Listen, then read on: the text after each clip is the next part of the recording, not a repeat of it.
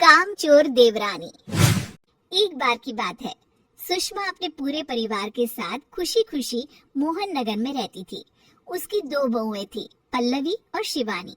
एक दिन दोनों बहुएं रसोई में काम कर रही होती है कि तभी उनकी सास सुषमा उन्हें बुलाती है। अरे बहू, जरा इधर तो आना। शिवानी, जरा जाकर देखना सासू माँ क्या कह रही हैं। दीदी आप ही देख लो ना जाकर, आपको भी तो सुनाई दे रहा है। अरे मैं आटा गूंद रही हूँ ना, तुम चली जाओ।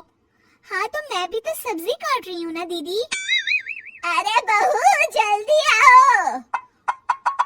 ओह, ये तो जाएगी नहीं, मैं ही जाकर देखती हूँ कि क्या करना है। पल्लवी सुषमा के कमरे में जाती है। जी मम्मी जी, क्या हुआ? शाम को घर पर कुछ मेहमान आने वाले हैं, तो तुम अच्छा सा खाना बना लेना बहू। ठीक है मम्मी जी, आप बता दीजिए क्या क्या बनाना है और कितने लोग आ रहे हैं। सुनील की मौसी जी और उनका पूरा परिवार आ रहा है। कुल मिलाकर 3 लोग और हमें मिलाकर हुए 9 लोग। तो अभी से ही तैयारी करना शुरू कर दो। और हाँ, घर की सफाई भी कर देना। हाँ, अच्छे से। जी मम्मी जी, सब काम हो जाएगा, आप चिंता मत कीजिए। पल्लवी शिवानी को घर में मेहमान आने वाले हैं इसके बारे में बताती है।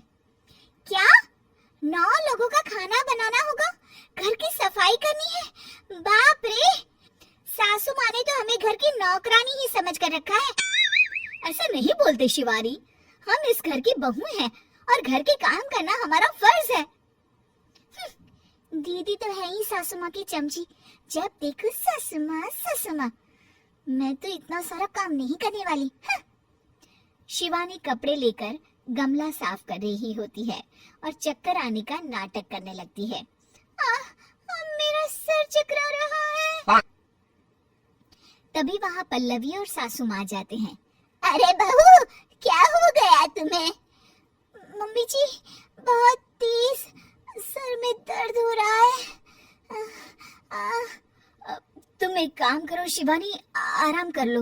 नहीं नहीं दीदी, घर में मेहमान आने वाले हैं, मुझे आपकी मदद करनी चाहिए। अरे कोई बात नहीं शिवानी, तुम आराम कर लो, मैं सब काम कर लूंगी। ठीक है दीदी, अगर आप इतना कह रही हैं तो आराम कर लेती हूँ। शिवानी आराम से अपने कमरे में मैगजीन पढ़ रही होती है। इसे कहते हैं आराम की जिंदगी। इतना सारा काम। चलो, सारा काम खत्म हो गया, शिवानी को देख आती हूँ।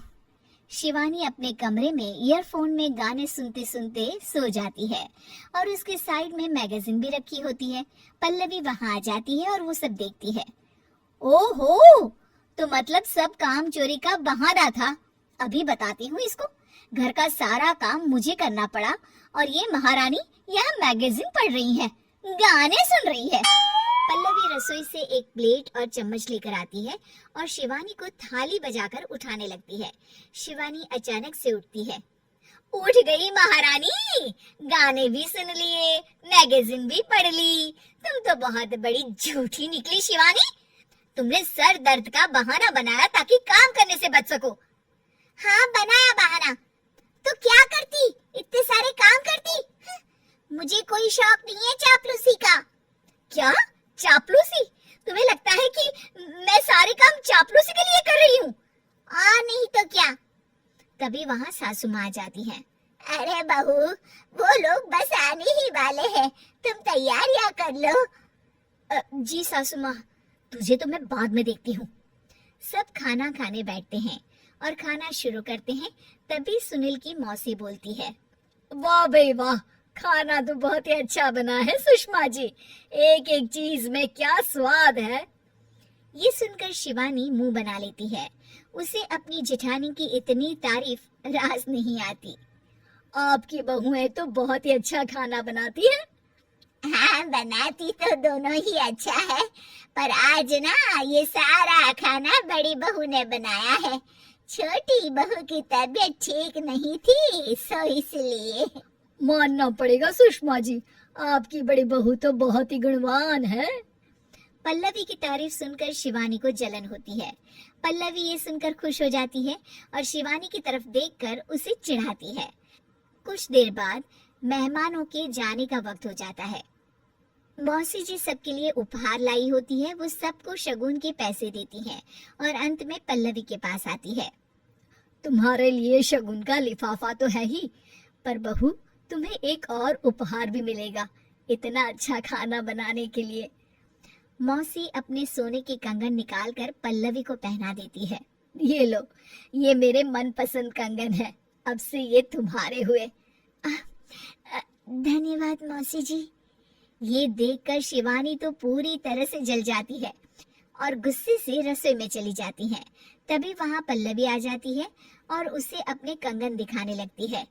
देवरानी जी, अब आपका सर दर्द ठीक तो है ना? मुझे लगता है कि अब सर दर्द शुरू हो गया होगा आपका।